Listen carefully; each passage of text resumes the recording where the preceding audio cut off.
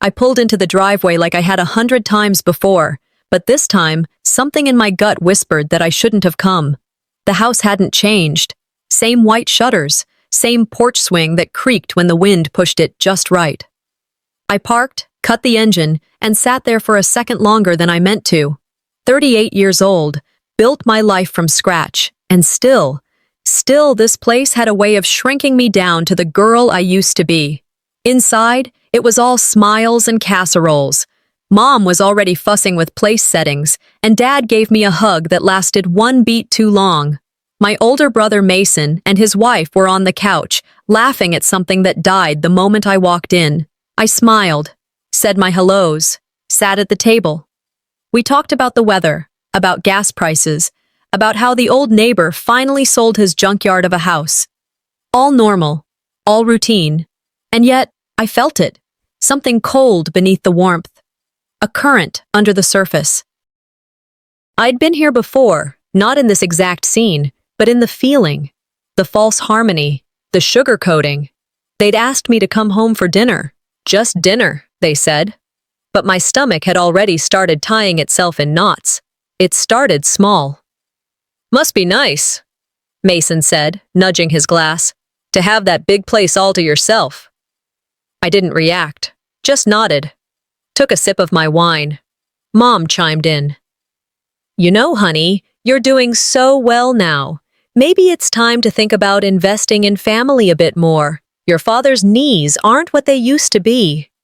I knew that tone, like honey dripping over a blade.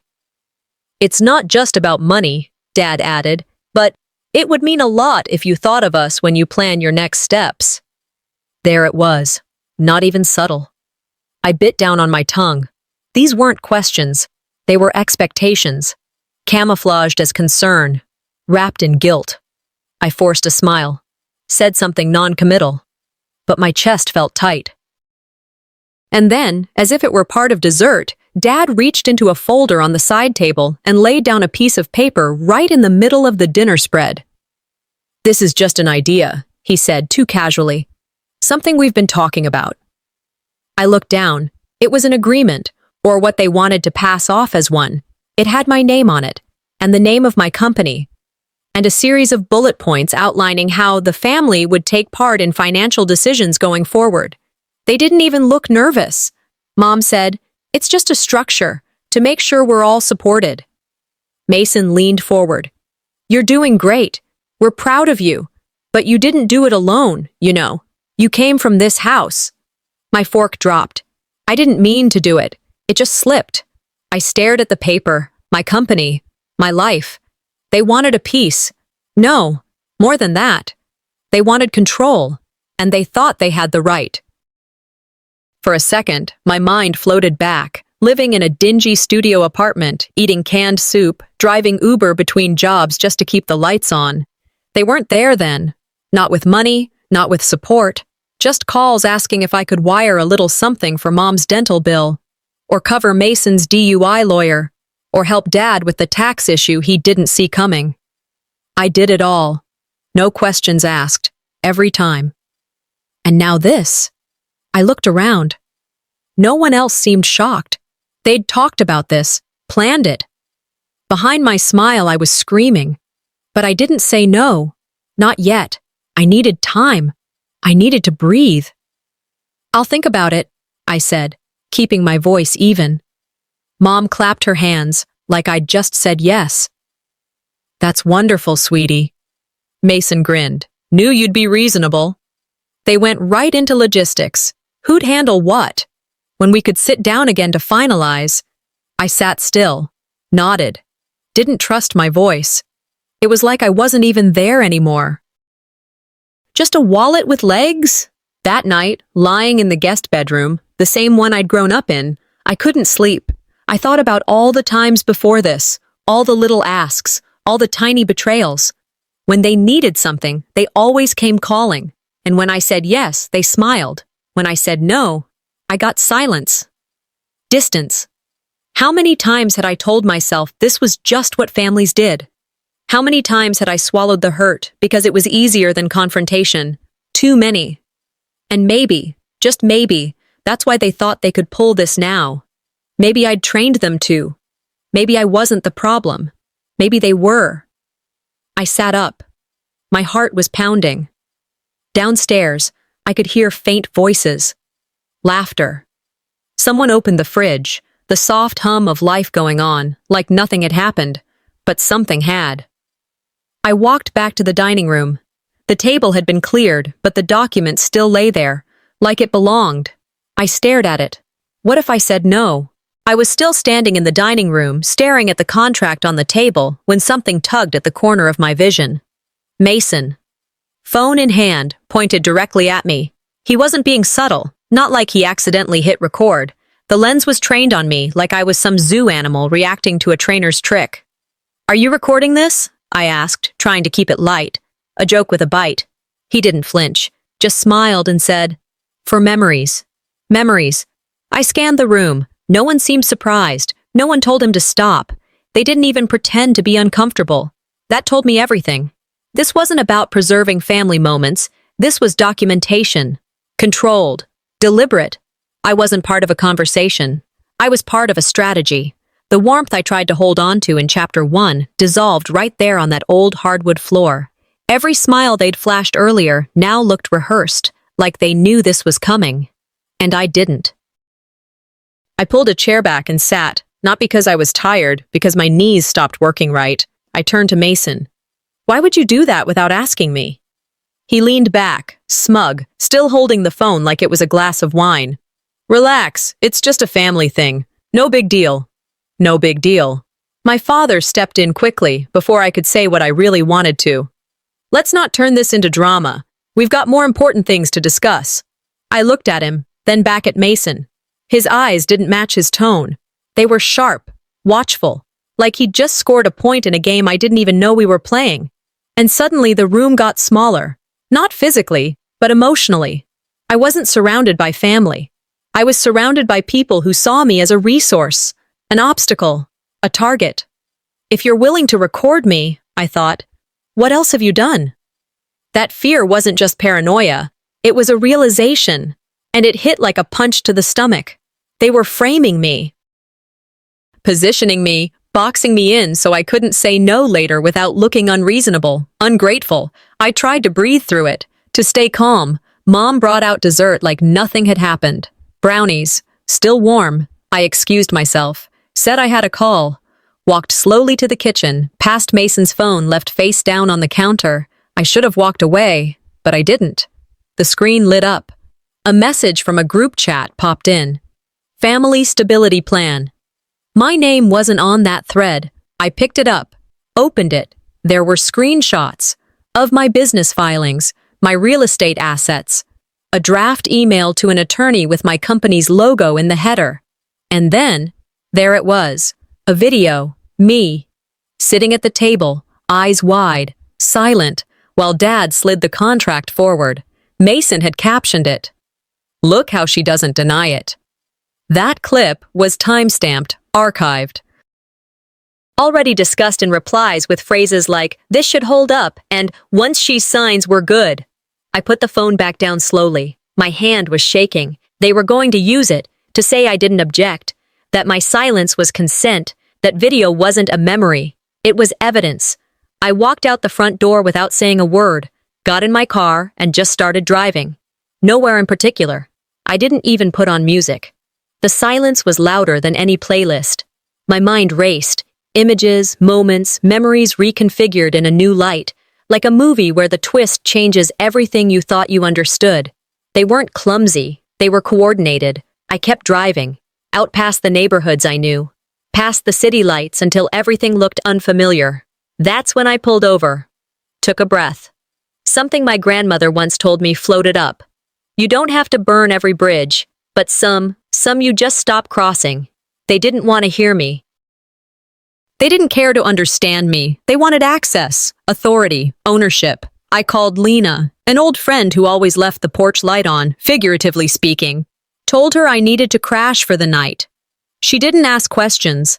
I turned my phone on silent. Let the messages pile up. I needed to think. That night, lying in the guest room at Lena's, I replayed everything. Not just tonight, but all the things I'd brushed off before, like the time Mason accidentally forwarded a tax document to Mom, or when Dad asked for my accountant's contact just in case. I hadn't seen it then, but now it was a pattern. They weren't reacting, they were executing. I sat up and grabbed my phone. Opened Mason's text history. The last message he sent was to someone named Garrett Holtz. The name rang a bell. Took me a second. A lawyer. One we both knew. A pit formed in my stomach. I stared at that name, then opened a blank message. "If they want war," I typed, "they're going to get strategy." I woke before the sun could claim the sky, knowing I had to meet Marissa. The drive into downtown Los Angeles fell under dim streetlights and orange haze, the kind of quiet that's both unforgiving and liberating. I thought about the document Dad laid out, the phone screen, Mason's arrogance. It was all puppetry. I tightened my grip on the steering wheel, feeling the weight of every moment inching into the day. When I saw Marissa at the cafe, her hair still that perfect slate of gray, her eyes restless with purpose, I felt something shift. Not courage yet, but clarity. We ordered black coffee. She nodded at me, waited. I told her about dinner, about the contract, about Mason filming, the group chat, the message. Look how she doesn't deny it. I expected advice. I expected sympathy. Instead, she said something worse. Assume they've already made their case against you. Legal, emotional, public. Silence won't protect you. Documentation will. Her words stung sweetly. I realized I hadn't been collecting facts. I'd been collecting regrets. She asked about the favors I'd done, the times I'd let them cross lines. I cringed. There was that time Dad used my address without asking. Broke. I remembered his voice on the phone saying, "Just for taxes," when really he shifted liabilities. Mason once borrowed my credit card just for groceries, but it bled into car payments. Every "just this once" built a threshold. She said, "If it walks like abuse and talks like abuse, it's legal exploitation." I sat there frozen because I recognized that behavior. It wasn't occasional. It had pattern and precision. I excused myself to the restroom. Among the cracked mirror tiles, I faced my reflection. A woman who believed in kindness. A woman who believed family meant safety. But safety could be weaponized. Boundaries weren't just emotional. They were legal, physical, financial. I touched the sink, cold porcelain. Tears lined behind my lids, but I swallowed them. Not for them. For me. I realized I'd allowed them to write my story, to define my silence. Enough. Walking back, Marissa slid an envelope across the table. Legal contact info. A lawyer skilled in trust disputes. Sensitive, confidential. I thought of that vase on my shelf. The white one from home, cracked along the seam, beauty fractured but still holding form. I wanted to be like that vase, damaged, visible, unashamed. I scribbled down 3 moves. Gather all written communication, copy every financial document, start timestamps. If they wanted to argue gaslighting, I would frame my narrative with evidence. If they wanted to say I stopped caring, I will show the record of every call I made. If they wanted to deny my voice, I will speak through witnesses. As I walked out into the gray morning, my phone buzzed, a voicemail from Mom. I froze at the sidewalk, hand over my mouth. Her voice, calm, hurt, said they were just worried, that they love me, but sometimes love is messy. I held the message, let it play while I watched people cross the street. The setting sun from the cafes, early birds sipping cappuccino. They had a story ready about me already. I slipped the envelope into my bag, cold resolve filling the spaces grief left behind. I know what you're doing, and it needs to stop. You'll regret this. I got the text from Jeremy that afternoon. Let's talk. Just us and Mom and Dad. No lawyers. Every muscle in me stiffened. But I agreed. Insisted we meet at the old family home in Pasadena. Familiar. I wanted control of the surroundings, even if I didn't trust what they'd plan. When I arrived, the sky was dull, mid-afternoon sun creeping through smog. Cups were already on the porch table, chairs in a semicircle facing the lawn, like they expected me. Mom stood at the gate, smile too wide. Jeremy greeted me with a smirk, not a genuine welcome. "Thanks for coming," Mom said, handing me lemonade, her voice gentle. But I noticed the folder under her arm. I sat. Dad motioned for calm. Jeremy said, "We just want you to hear us out. Just family, just a conversation." Mom reached into her purse and brought out a document, thin paper but thick with implication, a voluntary family trust agreement designed to shift oversight of my finances. "For your own good," she said. Dad added that sometimes people close to you see things you don't, that they were worried about how I handled things lately. My chest locked. Voices sounded far away, like echoes in a wrong hall. Jeremy mentioned some incidents as proof I'd been off. Misplaced receipts, odd behavior when I didn't return calls soon, forgetfulness. They used mental health language, unstable, concerned, phrases I'd heard in conservatorship discussions, but never expected from my own family. I looked at the document, then at Mom's steady eyes. Jeremy leaned forward as though expecting me to break, told me I was not equipped for certain responsibilities, that they worried I might make a move they couldn't reverse. Something snapped. I pulled out my phone, hit record. Mom frowned. Jeremy tried to snatch it. I stood, voice firm, though my throat felt raw. "This conversation is over if you want me to sign anything," I said. "You'll need to bring this to court." "I won't sign something that says I'm incapable without evidence. I promise you, I'll be ready." I left the paper on the table, folded now, pen stabbed through a corner. I walked out the front door with my head high. Didn't look back. My heart pounded. But this time it wasn't fear. It was a kind of power I hadn't felt in a long while. Sitting in my car, parked under an oak tree, I pressed record voice memo. "If you wanted me broken, I should have been before I knew what truth looked like." My hands shook. Not out of weakness, but from rage. Rage wrapped in clarity. I thought of all those clients I represented, defending people who'd lost their rights because no one saw the pattern. And now I understood. I was that case. Family had tried to erase boundaries, just like those courts. When I reached into my bag, I found the cafe napkin I'd folded weeks ago, still leaf-shaped. I flattened it on my leg, wrote with my pen. "They started this. I'll end it." Night fell before I reached home. I called Marissa, heard her voice, calm and serious, told her I couldn't, not today, ignore what just happened. "They've declared war," I said. I walked out without signing, but I didn't leave empty-handed. My resolve felt solid, like pavement under my boots. It's been a week since the family meeting that wasn't. I haven't heard from Dad, Mom, or Jeremy. No texts, no calls.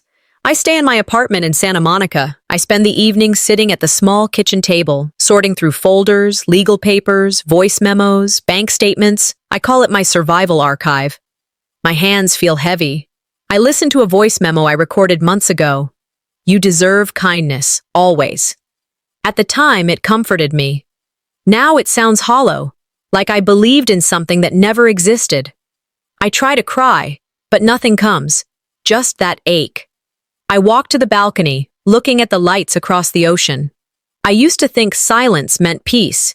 Now I know silence is smoke before a fire. I decide I need air. So I slip on a jacket and walk to the coffee shop downtown. The place smells like dark roast and warm pastries. I order a latte, sit in a corner. There's a young woman near me, quiet, clutching a bank statement like it's evidence of betrayal. She's crying under her breath. The barista leans in, offering a tissue. I see her face, raw, withdrawn. She reminds me of mornings I woke up pretending everything was okay. I pay for her coffee without saying a word. I whisper, "I've been there." My chest tightens. The memory of discovering Mom and Dad had used my signature on some document I never signed. Co-signing that I mistakenly believed was just for a favor rushes in. That old memory tastes bitter now. Back home, I find an envelope tucked under the door. HR, my employer's office. Concern regarding mental stability, it says. Caller anonymous. Family source. Suggesting a temporary leave. Suggesting I'm not trustworthy. The bile rises in my throat. Reputation matters. My job matters. Everything I built might unravel because someone chose to whisper behind my back. I call HR, voice steady, though I can feel tremors. I want to understand who raised this concern. They say process protects confidentiality. I push, I quote law, I speak facts. But inside I wonder, did they believe me? Or believe the voice that said I was unstable? That night I lean into anger. Not loud, but hard. I scream at the ceiling, not for pity, but because I'm tired of pretending strength is silence. I whisper, if you go after my job, fine. You want war, you'll get strategy. I delete the old voice memo. The one where I said, maybe I should just settle things quietly. I record a new one. Documentation begins now. I will not settle. I will not fold. I will protect my truth. And I email Marissa. I tell her I'm ready. No more waiting. On my wall is the napkin I folded in that cafe months ago, still leaf-shaped.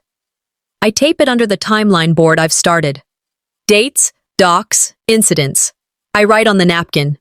This ends in court. I end it. I lie down on the couch, sunlight through the blinds making lines across my face. My phone buzzes. Photo of the HR letter from Anonymous. Screenshot with a message. We saw. I stare at it. This is different now. This is about something more than betrayal. This is about being seen, being heard. My case file is open, and the next time we speak, it'll be on record. I walked into the office building with my coffee, feeling the weight of every lie I'd uncovered. After days of quiet planning, I believed I had solid ground under me, but confidence is fragile. Even a cracked vase can hold water until someone knocks on it. My inbox chimed. Subject: confidential HR matter. Please contact our office regarding concerns raised by a family member. My heart stuttered. Jeremy? Dad? Who would weaponize concerns this way? I took a breath and hit reply. When can we meet to discuss this allegation? Their response was vague. Process, confidentiality, escalation. They didn't name the person who filed. I felt betrayal tendon deep. EM. Fear, indignation. CM. Spike in tension from calm to urgent. I spent the morning poring over my phone. Old message threads, shared files. One forwarded thread between Marlon and Oren. She seems distracted. This keeps going. I showed it to Avril. She frowned. They're building a case, piece by piece. It hit me. Everything twisted. Every kindness I offered seen as weakness. Every refusal as guilt. I realized I'd been gaslit into being defensive, apologetic, doubting myself. EM. Frustration. Sick burn. CM. Fast pacing. Racing thoughts. At lunch, I reached out to Vera. I needed someone who wasn't in the legal game. Vera answered after 2 rings. But when I told her what was going on, she held back. I'm sorry, but I don't want to be dragged into something public. Her voice small. I asked, you see them defaming me? You hear their stories? You just step back? Her silence was heavier than Jeremy's accusations. EM. Crushing disappointment, loneliness. But I felt resolve stirring, rising. CM. Slows, then picks up with purpose. Evening came. I sat at my desk in my apartment, the city lights outside the window, traffic humming. I drafted an email to HR, copies of documents I had, a careful list of dates. The voice memo I recorded before, deleted. The one where I said maybe I should just settle quietly, gone. I recorded a new one. I will not be silent. I will have receipts. Then I drafted a public statement, not for posting yet, just in case. Names, dates, what I remember. No exaggeration, just facts. When Avril called back, she said, you sound like you're speaking for yourself for once. I held back tears, not because I was sad, but because I'd crossed a line I didn't think I could. EM. Empowerment born from pain. CM. Sharp buildup. On my shelf sat the white ceramic vase. I never noticed the crack before today. I ran my fingers along the fissure. It reminded me that something can look whole, can act whole, while broken inside. Quiet thought. Even what looks resilient can bear scars. The vase had become emblem of what I can't pretend anymore. Then my phone buzzed, screenshot from an anonymous sender. It showed the HR letter, my concern memo, addressed with my name, but also a second image, a forwarded post in a neighborhood group blaming me for being unstable. Not just internal betrayal anymore, it was public rumor. I leaned forward, close to shaking, but steady in my spine. Final line. If you meant to scare me, you should have picked a better target. I hadn't worn that navy suit in over a year. Last time was a board presentation that nearly unraveled me. This time, I stood in my kitchen at dawn, buttoning it slowly. Different kind of pressure now. Not numbers on a spreadsheet. Truth. And the stakes were higher. Avril sat across the table, her eyes scanning the dossier again. Neoma highlighted sections with a methodical calm I'd grown to trust. Page by page, we cross-referenced every statement. Receipts, bank authorizations, the audio timestamp, my father's forged signature, Jeremy's voice on a call saying, "Let's just bury this before she catches on." We didn't speak much. There wasn't much left to say. This wasn't about who believed me anymore. It was about forcing the world to see what they tried to hide. I texted Silas around 6:30. "Ready?" He responded with one word. "Always." I looked at myself in the mirror and whispered, "My voice will echo outside these walls." By 8:45, we were already downtown. Small media center off Wilshire, neutral territory, local outlets, a couple of podcast teams, and Silas's own crew. Silas stepped to the mic, gave a 2-minute intro, then stepped aside. I walked to the podium. Lights burned hotter than I remembered. I glanced at the cameras, then at my notes. I didn't shake. Not anymore. My name is Madeline Carver, and this is not about revenge. It's about clarity. I laid the dossier on the table, opened to the forged estate authorization, then flipped to the bank statement. I held up a printed transcript of a recording from that so-called family mediation. Jeremy's voice again, saying, "She's too unstable to fight this legally." I looked directly into the lens. Truth doesn't ask permission. Behind the rows of reporters, I saw them. My father, my mother, Jeremy. Not one of them flinched, but I saw the stiffness in their jaws, the quiet panic in their eyes. And then, the recording started to play. First clip, Jeremy admitting he had been accessing my accounts for months. Second, my mother whispering, "We'll say it's for her own good." Every word was theirs. I didn't add a thing, didn't need to. Silas muted the last clip. Cameras swiveled, flashbulbs burst. I leaned closer to the mic. I didn't want this, but silence lets liars thrive, and I've had enough of that. The morning sun was harsh through the blinds. I didn't sleep much.